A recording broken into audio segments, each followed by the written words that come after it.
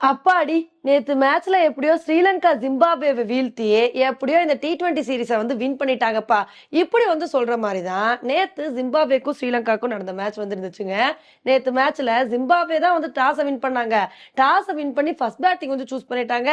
அதுக்கப்புறம் அவங்களே வந்து யோசிச்சிருப்பாங்க, "ஏன் தான் ஃபர்ஸ்ட் பேட்டிங் பண்ணோமோ, பேசாம ஃபீல்டிங் கூட பண்ணியிருக்கலாமோ" அப்படின்னு சொல்லிட்டு யோசிச்சு பார்த்திருப்பாங்க. ஏன்னா, அந்த அளவுக்கு அவங்களோட பேட்டிங் பெர்ஃபார்மன்ஸ் வந்து ரொம்பவே மோசமா வந்து இருந்துச்சுங்க. எப்பயுமே ஜிம்பாப்வேய பொறுத்தவரைக்கும் கிரியா கெர்வைன் மட்டும்தான் நல்ல ஒரு இன்னிங்ஸ் வந்து கொடுத்து மினிமம் ஒரு ஹாஃப் செஞ்சுரியாவது அடிச்சு பட்டை கலப்பாரு. ஆனா நேத்து மேட்ச்ல என்ன ஆயிடுச்சுன்னா, கிரியா கெர்வைன் வந்து ஃபர்ஸ்ட் ஓவர்லயே வந்து அவுட் ஆயிட்டாருங்க. அதுவும் மேத்யூஸோட பால்ல வந்து அவரோட ஃபர்ஸ்ட் பால்லே வந்து அவுட் ஆயிட்டு வந்து கிளம்பிட்டாரு. சரி, கிரியா கெர்வைன் போனா மத்த பேட்ஸ்மேன்ஸ் ஏதாவது ஒரு நல்ல ஆட்டத்தை வந்து வெளிப்படுத்துவாங்க, எப்படியாவது ஸ்கோரை வந்து கொஞ்சம் கொண்டு வருவாங்கன்னு பார்த்தா எந்த பேட்ஸ்மேனுமே உருப்படியான ஆட்டத்தை வந்து வெளிப்படுத்தினாங்க. வர நடைக்கட்ட அப்படின்னு சொல்லிட்டு கிளம்பிட்டாங்க. இதனால ஜிம்பாப்வே வந்து 82 ரன்னுக்கே ஆல் அவுட் ஆயிட்டாங்க. இந்த அளவுக்கு ஜிம்பாப்வேவை சுருட்டினதுக்கு முக்கிய காரணம் யாருன்னு பாத்தீங்கன்னா ஹசரங்கா தான். மனுஷன் வந்து வேற லெவல் பவுலிங் பெர்ஃபார்மன்ஸ் கொடுத்து 4 விக்கெட் எடுத்து அசத்திட்டாரு. இது மட்டும் இல்லாம தீக்ஷனா மேத்யூஸ் 2 பேருமே ஆளுக்கு 2 விக்கெட்டை வந்து எடுத்து அசத்திட்டாங்க. இதனால வந்து ஜிம்பாப்வேவை 82 ரன்னுக்கே ஆல் அவுட் பண்ணிட்டாங்க. அதுக்கப்புறம் என்னப்பா, ஸ்ரீலங்கா இந்த மேட்சை வேகமா முடிச்சுட்டு போயிட்டே இருப்பாங்க நம்ம நினைச்சோம்.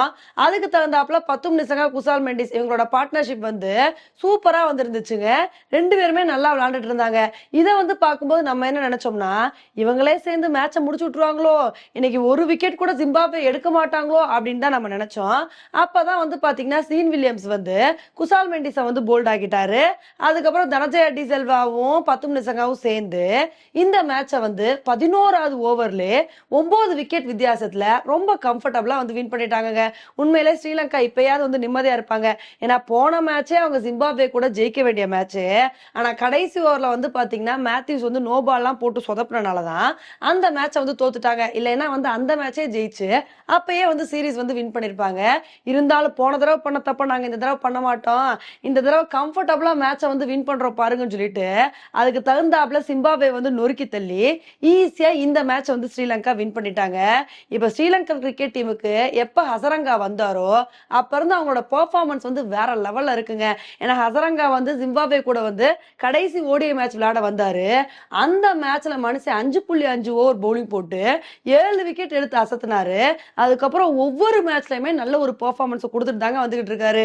இப்ப வந்து பாத்தீங்கன்னா T20 வேர்ல்டு கப் வந்து நெருங்கிக்கிட்டே இருக்கு. இந்த சமயத்துல சரியான நேரத்துல ஹசரங்கா வந்து ஒரு சூப்பரான பெர்ஃபார்மன்ஸ் வந்து கொடுத்துட்டு வந்துட்டு இருக்காரு. இப்ப அடுத்து ஸ்ரீலங்கா T20 வேர்ல்டு கப்புக்கு முன்னாடி ஆப்கானிஸ்தான் கூட 3 T20 மேட்ச், 3 ஓடிஐ மேட்ச், ஒரு டெஸ்ட் மேட்ச் வந்து விளையாட போறாங்க. இப்ப ஜிம்பாப்வே கூட ஸ்ரீலங்கா ஈஸியா வந்து வின் பண்ணிட்டாங்க. ஆனா ஆப்கானிஸ்தானை பொறுத்த வரைக்கும் பயங்கர டஃப் கொடுக்குற டீமா வந்திருக்காங்க. அவங்களே இதே மாதிரி வந்து வீழ்த்தி சீரீஸை வந்து வின் பண்றாங்களா இல்ல ஸ்ரீலங்கா என்ன பண்றாங்க அப்படின்றத பொறுத்து வந்து பார்க்கலாம். ஓகே ஃப்ரெண்ட்ஸ், நேத்து நடந்த இந்த மேட்சை பத்தி நீங்க என்ன நினைக்கிறீங்க அப்படின்றத என்னோட கமெண்ட் செக்ஷன்ல வந்து போடுங்க.